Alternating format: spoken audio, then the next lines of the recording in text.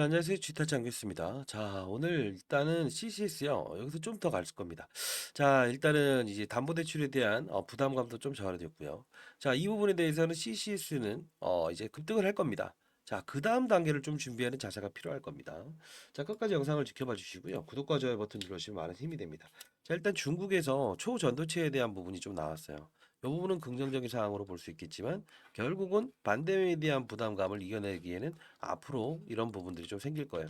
제가 분명히 이 구간의 마진에 대한 부분은 이 반대매가 나갔던 가격을 한 번 더 지키기 위해서는 분명히 이쪽에 대한 부분에서 추가적인 담보대출을 끌어올리면서 어떤 재료를 동반할 때 강한 드라이빙이 나올 거다라고 말씀드렸죠.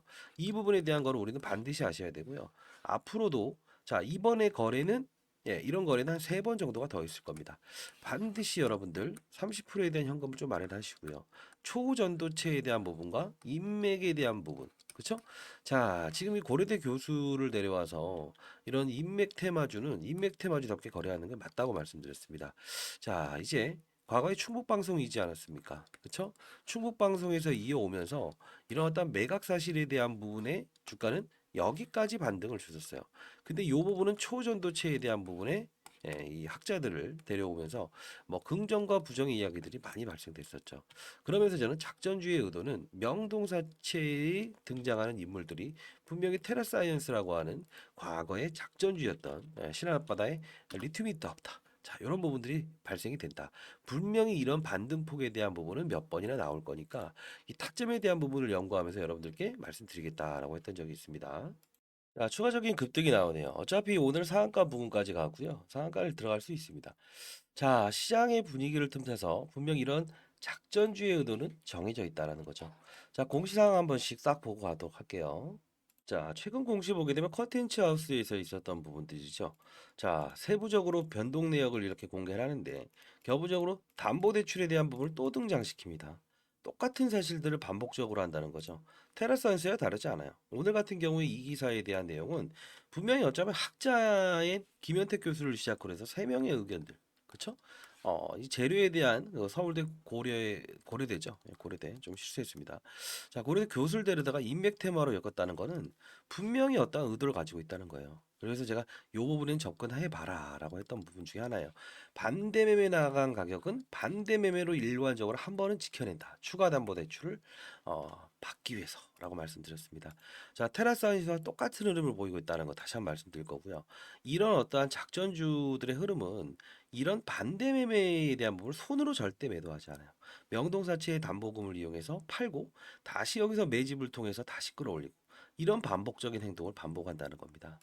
자, 초전도체라는 거는 살짝 잊어보셔도 될 것 같습니다. 다만 여러분들이 만일에 진정한 해법을 원하신다고 한다면 이 종목이 과거에 충북방송이었을 때 반기문 씨 테마주였죠. 반기문 씨. 그때 있었던 대선 출마에 대해서 대선을 출마하지 않겠다라고 해서 점화를 갔던 거 기억하십니까? 자, 이름을 바꾸고 사명을 바꾸고 갑작스런 방송국 사업을 영위하던 기업이 컨텐츠 하우스라고 하는 새로운 어떤 주인을 만나고 담보대출을 일으키는데 그 담보대출의 채권자들은 모두 명동사채다. 이렇게 생각한다면 결국은 그들의 의도는 이 만기 대출도 3개월짜리였잖아요. 항상 작전주들은요 1년짜리 담보대출을 해주지 않습니다. 그 이유는 석 달 안내는 모두 다 팔겠습니다는 이런 계약이 성립되거든요. 자, 그래서 좀 안 좋은 이야기를 하긴 하지만 해법을 일러드리기 위해서 여러분들께 말씀드린 거고 이 리바운딩 게임은 적어도 1월 말까지는 있을 겁니다. 다만 추가적인 낙폭이 또 생길 수 있어요. 그래서 여러분들 자, 뭐안 좋은 소리를 하는 게 아니고요. 이번 기회에는 팔자가 아니고 고점에 대한 부분을 제가 한번 일러드릴 거고요. 30% 현금을 좀 어디서 가져올 수 있다고 한다면 그걸 가지고 빠졌다 오르는 것도 수익이다라고 생각해서 우리 좀 접근하는 방식은 어떨까요? 자, 뭐 제가 소개를 좀 드리면 저도 자산운용사에서 20년 동안 펀드 매니저를 했고요. 1000억을 운영했던 펀드 매니저입니다. 자, 이런 부분들은 제가 이제 뭐 유튜버나 이런 게 아닙니다. 저도 이제 연구소를 만들어서 금융권 세미나하고 글로벌 자산 배분 전략을 통해서 시장의 룰 그리고 시장의 흐름 그리고 업종에 대한 흐름 이런 것들을 좀 말씀드리는 부분인데 사실 이 종목에 대해서 과거에 저에게 이제 영상을 찍어달라라고 해서 상당 부분 제가 많이 찍었었어요. 근데 주의해라 주의해라 했을 때도 사실 피해가지 못했던 부분이 발생이 됐었죠. 자, 오늘은 어차피 추가적인 상승은 있을 거예요. 제가 뭐 14% 찍었을 때도 마찬가지로 추가적으로 오르지만 라운드 피겨라는 이 부분에서는 추가적인 담보대출에 대한 부분, 이벤트는 이벤트로 끌어내는 게 맞습니다. 빠졌다 오르는 것도 수익이다라고 말씀드렸죠. 자, 그래도 제 영상을 들으면서 이 부분에서는 분명히 담보대출을 끌어막기 위해서 시장에서 나오는 초전도체 이슈에 분명히 어떤 반발성을 유지할 것이다. 더 이상의 이 부분에서 세상에서 악재가 뭐 초전도체에 대해서 부정하는 게 나오더라도 이 오르는 게 매각 가격에서 올랐던 거고 초전도체온에 오는 건 여기잖아요. 여기까지는 지켜낼 거다라고 한번 말씀드렸죠. 자, 지금에 나온 거는 기업이 나쁘다는 표현을 하지 않습니다. 분명히 얘네들의 의도는 뭐죠?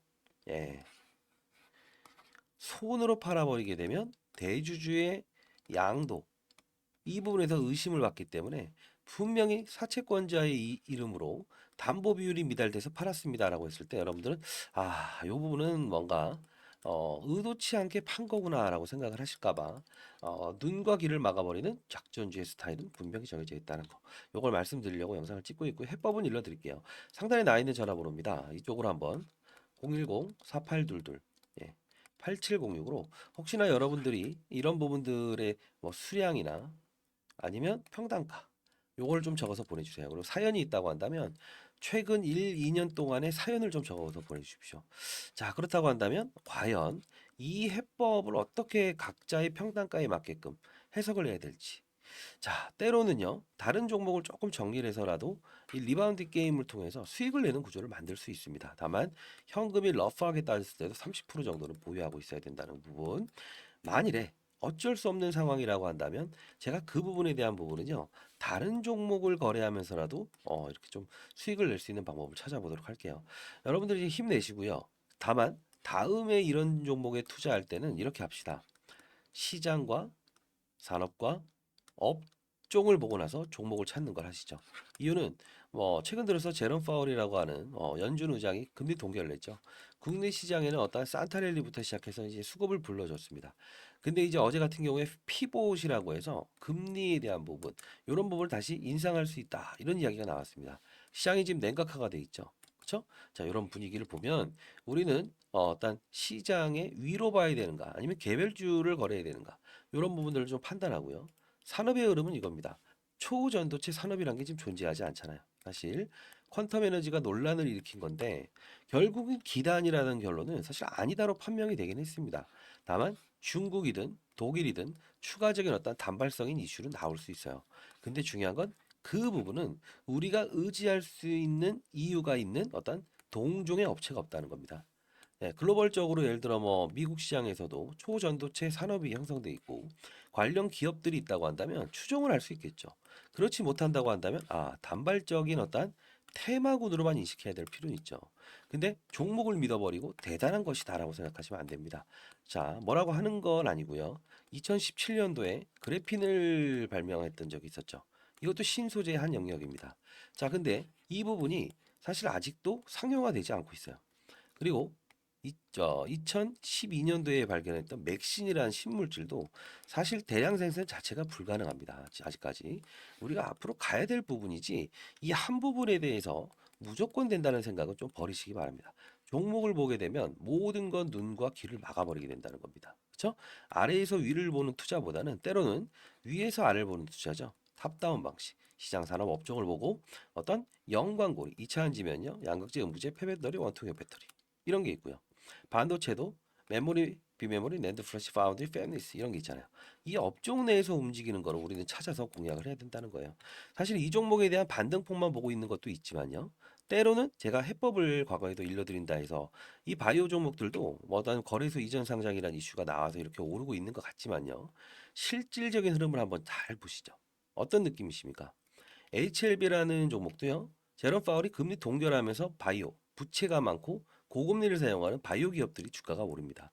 대부분 이제 미국에 있는 시장에서도 이 바이오 종목들은 최근에 모더나라는 종목도 암을 50% 사멸했다라는 이슈로 올랐죠. 자, 그 부분을 따졌을 때 우리 셀트리온은 뭐 특별한 이슈였습니까? 같은 사실들이 반복되더라도 뭐 다케다 대학을 인수했다? 아닙니다.